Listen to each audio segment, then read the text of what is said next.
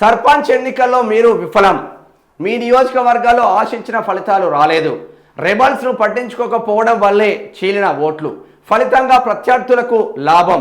కార్యకర్తలను కాకుండా మీ బంధువులను అభ్యర్థులుగా నిలబెట్టడం వల్లే పార్టీకి నష్టం. భవిష్యత్తులో ఇలాంటివి మళ్ళీ జరిగితే ఊరుకోనే. పనితీరు మార్చుకోకుంటే చర్యలు తప్పవు. 18 మంది ఎమ్మెల్యేలకు సీఎం రేవంత్ వార్నింగ్ ఇచ్చిందంట. ఇక పంచాయతీ ఎన్నికల్లో అనుకున్నంత స్థాయిలో సర్పంచ్ స్థానాలు గెలిపించుకోలేకపోయిన ఉమ్మడి వరంగల్, మహబూబ్ నగర్, నల్గొండ జిల్లాలోని 18 మంది ఎమ్మెల్యేలపై సీఎం రేవంత్ రెడ్డి సీరియస్ అయినట్లు తెలిసింది. ఇటీవల టీపీసీసీ చీఫ్ మహేష్ కుమార్ గౌడ్ ఇక పార్టీ రాష్ట్ర ఇన్ఛార్జ్ మీనాక్షి నటరాజన్ వాళ్ళతోని జరిగినటువంటి తెలుస్తా ఉన్నది.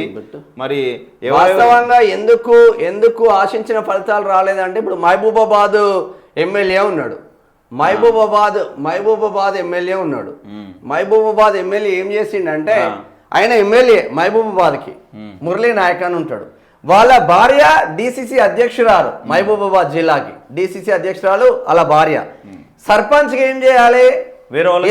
ఎస్టీ రిజర్వేషన్ వచ్చింది అనుకో, ఎంతమంది ఎస్టీ బిడ్డలు లేరు, లంబాడి బిడ్డలు, ఆదివాసీ బిడ్డలు ఉంటారు కదా మహబూబాబాద్లో.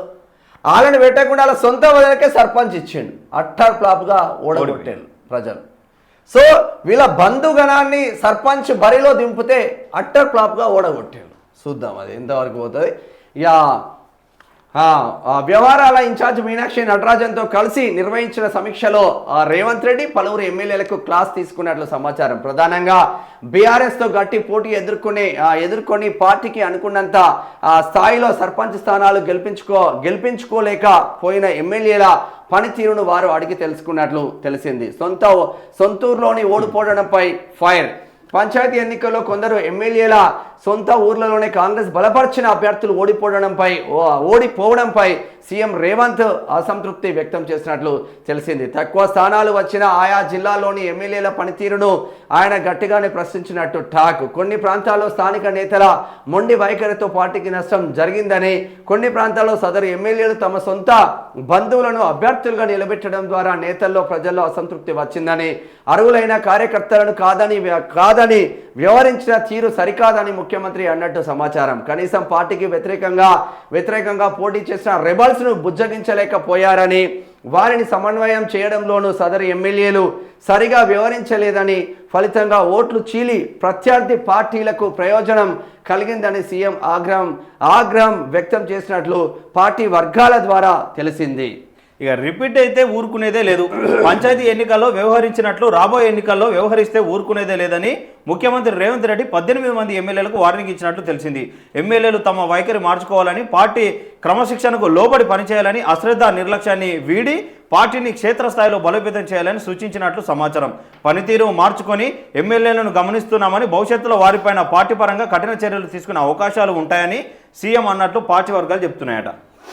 పార్టీ వర్గాలు చెప్తున్నాయి. వాస్తవంగా సొంత ప్రయోజనాలు ఎవడైతే ఆశిస్తాడో, ఏడ ఉంటే ఆ సంస్థను నాశనం చేయాలి, ఏడ ఉంటే ఆ పార్టీని నాశనం చేయాలి. నేను బాగుంటే చాలు, నేను ఎమ్మెల్యే, నా సతీమణి డిసిసి అధ్యక్షురాలు, నా చుట్టపొల్లే మొత్తం ఎమ్మెల్యేలు కావాలి అనుకుంటారు. ఎమ్మెల్యేలు కావాలి, లేదంటే నా చుట్టపొల్లే సర్పంచ్లు కావాలి, ఎంపీటీసీలు కావాలి అనుకుంటాడు. ఎవడైతే పాకులాడుతాడో 100% సర్వనాశనం అవుతాడు. జరుగుతుంది. సొసైటీ అదే చెప్తుంది. కర్మ ఫలితం అనుభవించక తప్పదు. 100% మన బుద్ధి మార్చుకోకపోతే 100% అదే జరుగుతుంది. కాంగ్రెస్ ఎమ్మెల్యేలకు కూడా అదే గతి పట్టింది. 100% బడా ఎమ్మెల్యేలకు అదే గతి కట్టింది. తెల్లం వెంకట్రావు సొంతూరులో ఓడిపోయిండు, అనిరుద్ధ్ రెడ్డి సొంతూరులో ఓడిపోయిండు. సిగ్గుండాలే కొంచెమన్నా.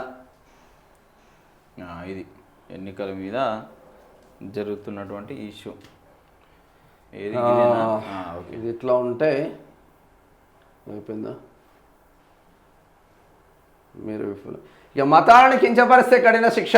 ఈ బడ్జెట్ సమావేశాల్లోనే చట్టం తీసుకొస్తాం. మైనార్టీలకు సంక్షేమం ఎవరి దయ కాదు, అది వారి హక్కు.